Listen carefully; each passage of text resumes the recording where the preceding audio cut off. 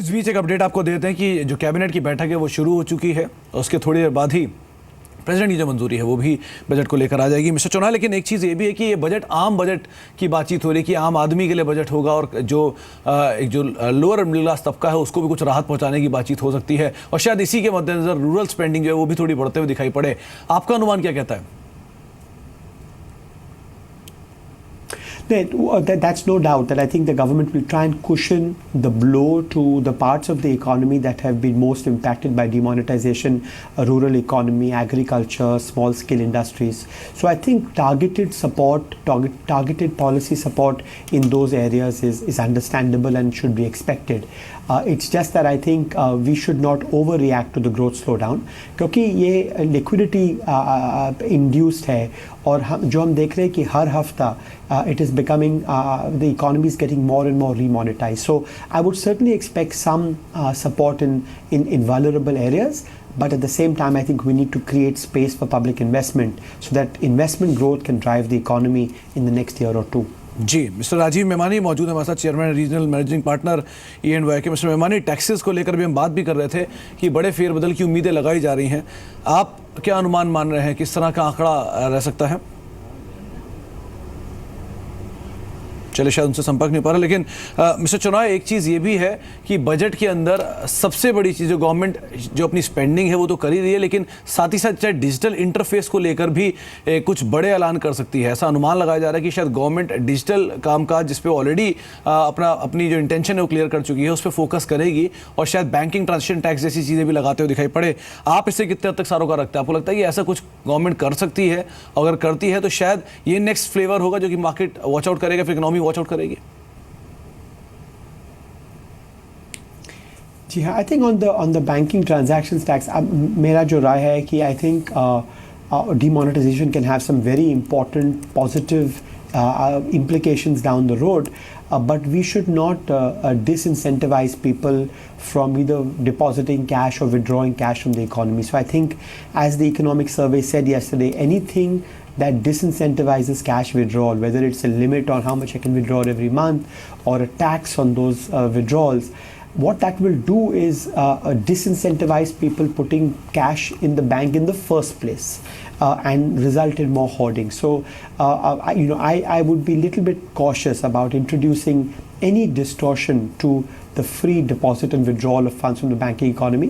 And I'll say one more thing, the fact that all these deposits have entered banks and some of them will stay there, a lot of idle money under the mattress is now in banks, उसके कारण जो है market interest rate काफ़ी नीचे आ गए है. So bond yields have come down, bank deposit rates have come down. So we want to induce people to deposit money, and one way to induce people to deposit money is to make sure there's no disincentive to withdraw money. जी, इस बीच Lok Sabha speaker की तरफ से भी ये बयान आया कि budget आज ही पेश होगा और ये लगातार जी बिजनेस आपको बता भी रहा है कि बजट से जुड़ा जो भी कंफ्यूजन है उसे दूर करे और आज ही ये बजट पेश होगा। ये सुबह से ही क्लैरिटी आ चुकी थी जब फिनमिन सोर्स की तरफ से ये खबर जी बिजनेस सबसे पहले आई थी। मिस्टर विपिन सोर जी भी हमारे साथ मौजूद है, उनसे भी हम बातचीत करेंगे, लेकिन मिस्टर चौनाल एक चीज़ ये भी है कि जो इकोनॉमी की प्रेजेंट सिनेरियो है, यानी कि 3.3% के आसपास फिस्कल डेफिसिट रहने की बातचीत हो रही है, टैक्सेशन से जो रेवेन्यूज़ हैं वो अच्छे कलेक्शन वहाँ से आ सकते हैं, शायद थोड़ा सा एक लैग ऑयल कंपनी की तरफ से आता हुआ दिखाई पड़े। आपका अनुमान क्या कहता है कि क्या किस हद तक फिस्कल डेफिसिट के नंबर्स रहने वाले हैं? दूसरा, गवर्नमेंट की एडिशनल स्पेंडिंग जो होगी वो स्पेंडिंग पे आपका टेक क्या है?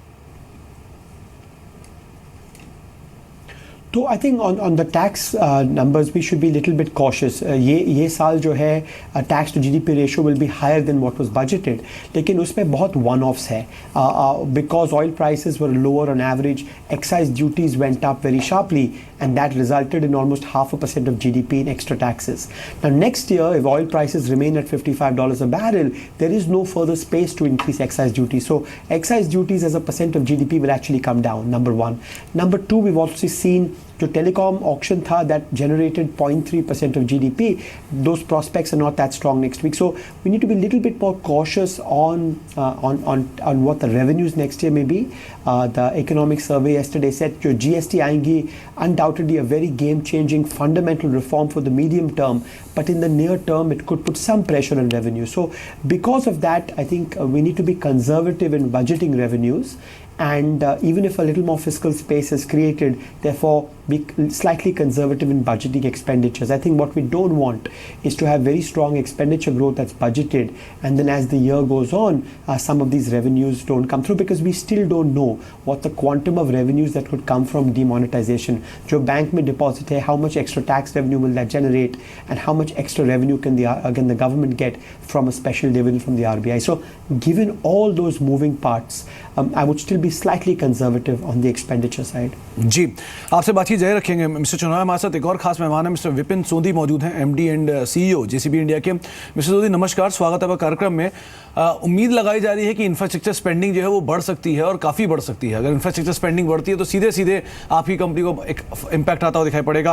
आपसे ही बातचीत करते रादर एक सुमित्रा महाजन कुछ बयान दे रही है, वो सुना देते पहले आपको।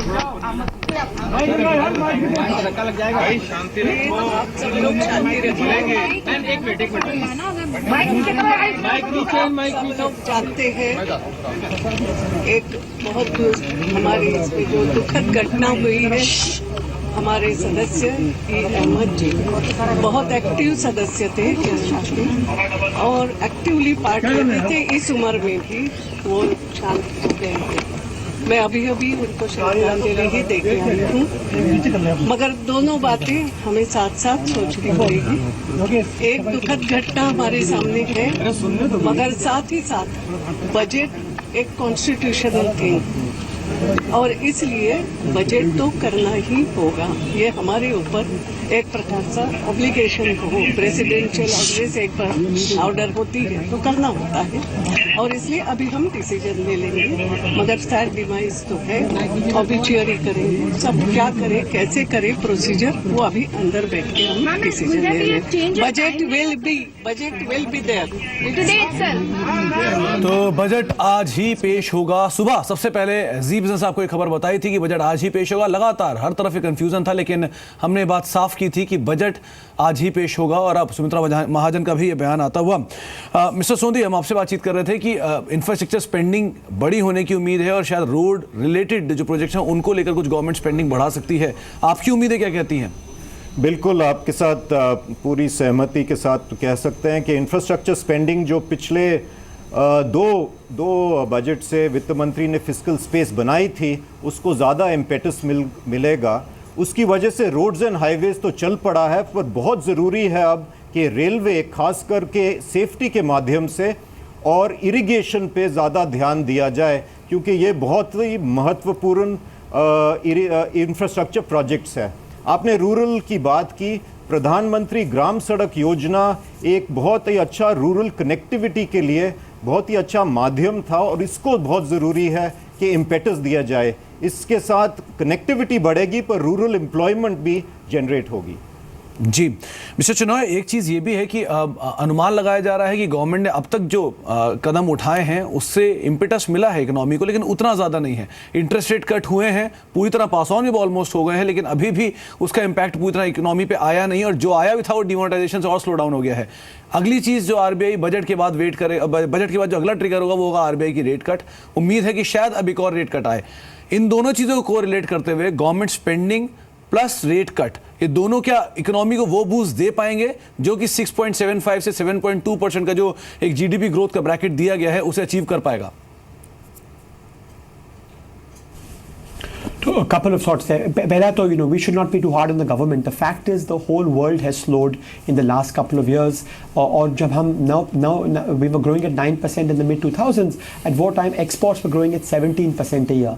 In the last few years exports have grown at less than 2%. So some of the slowing is understandable because of what's happening in the global economy. Abhi jo yahan hua hai, remember interest rates, market interest rates have just come down after demonetization in November, December. RBI has been cutting rates for 2 years, but bank lending rates really just came down a couple of months ago. So transmission will take some time. It will still be a few more quarters before those interest rate cuts in the market translate into higher economic activity. Number one. Number two, I think, given that liquidity will be easier and market rates are down, I think the need for the RBI to cut policy rates becomes a little less important. That becomes secondary because the desired transmission is happening.